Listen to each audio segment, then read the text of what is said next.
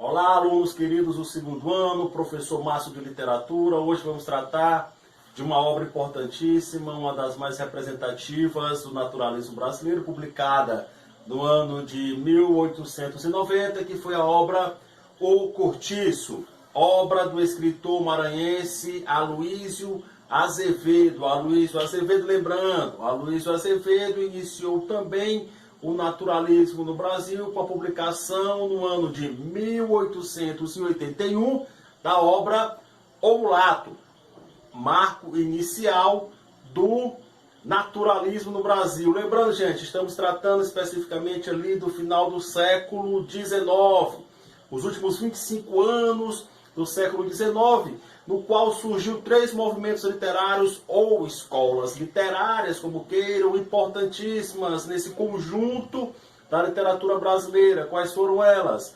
Realismo, que nós já abordamos com as obras de Machado de Assis, Memórias Póstumas de Brás Cubas, ou Casmurro, Quincas Borbas, que nós estudamos em sala de aula, e também o naturalismo, que está ali paralelo com o realismo, certo? E também o parnasianismo. Todos esses movimentos, esses 3 movimentos literários, surgiram no final do século XIX, mais especificamente nos últimos 25 anos do século XIX. Então, o naturalismo ele tem como referências principais os escritores Aloísio Azevedo, obra O Cortiço, O Mulato, Casa de Pensão, Raul Pompeia, com a obra O Ateneu, Júlio Ribeiro, com a obra A Carne, e Adolfo Caminha, com a obra Bom Crioulo. Nós vamos analisar no conjunto das nossas videoaulas todas essas obras, né? Fazendo uma análise, um panorama geral dessas obras. Então, O Cortiço, ele foi publicado no ano de 1890. Gente, é importante tratar das transformações, intensas transformações que o Brasil vem sofrendo ao longo desse período. Esse período aqui já é o quê? Proclamação da República.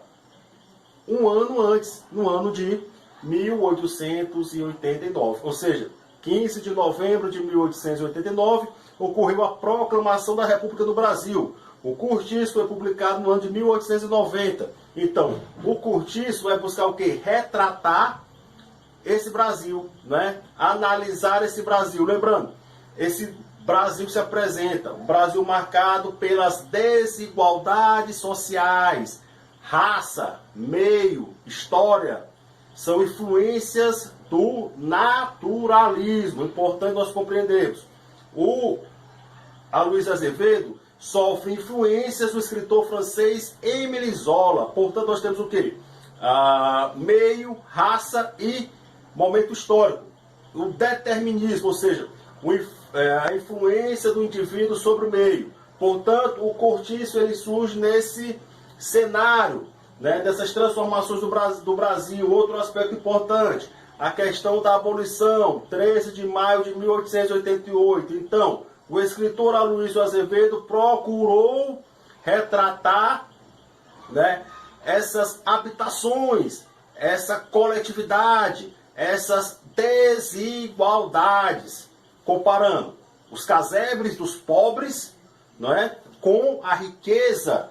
O casebre os casebres, melhor dizendo, ao todo são 99 casas que vivem nesse ambiente insalubre, a degradação humana, a promiscuidade, a animalização do ser humano, são aspectos também do naturalismo que Aloísio Azevedo procurou abordar na sua obra O Cortiço, ano 1890. Então, desigualdades sociais, a degradação do homem, tudo sendo analisado ali psicologicamente, também no âmbito da sociologia.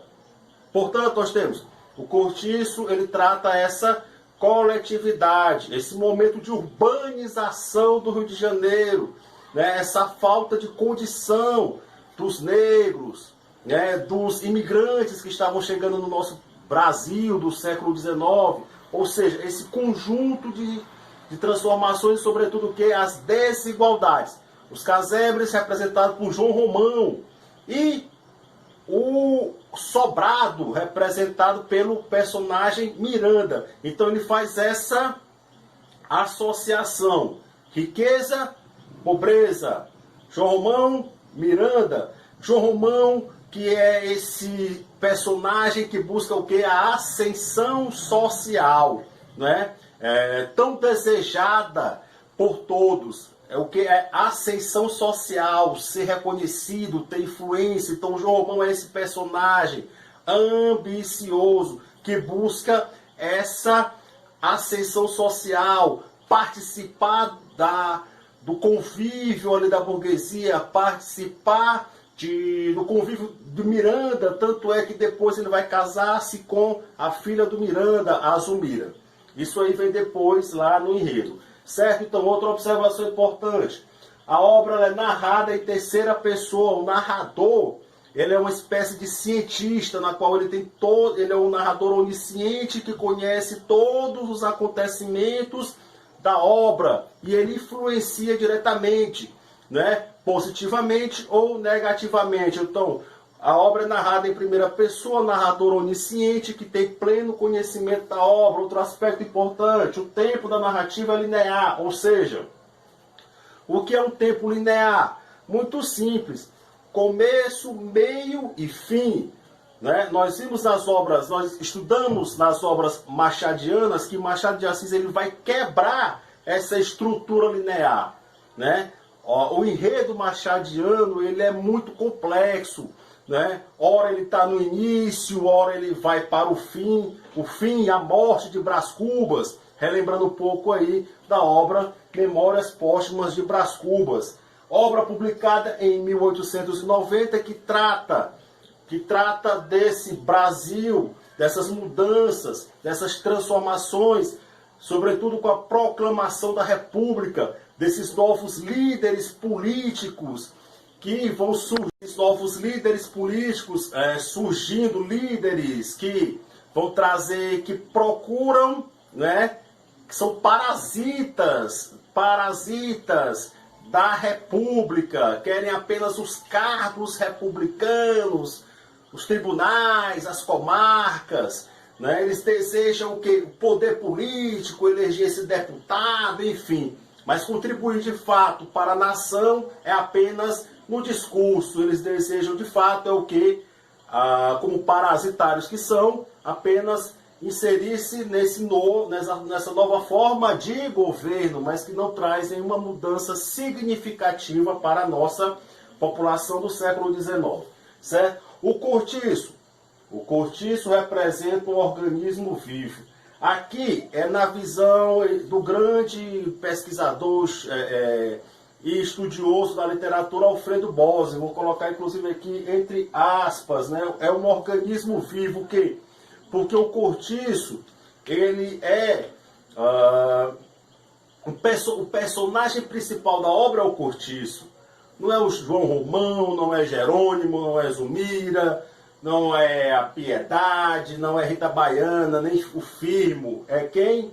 O próprio cortiço. Porque o cortiço é lá que acontecem as ações, é lá que mostra as desigualdades, é lá que a busca pelo poder está sendo encarada de frente. Os indivíduos, né, se confrontando, os indivíduos se amando, se odiando, né? É lá que acontece todo o enredo, todo o desenrolar da obra.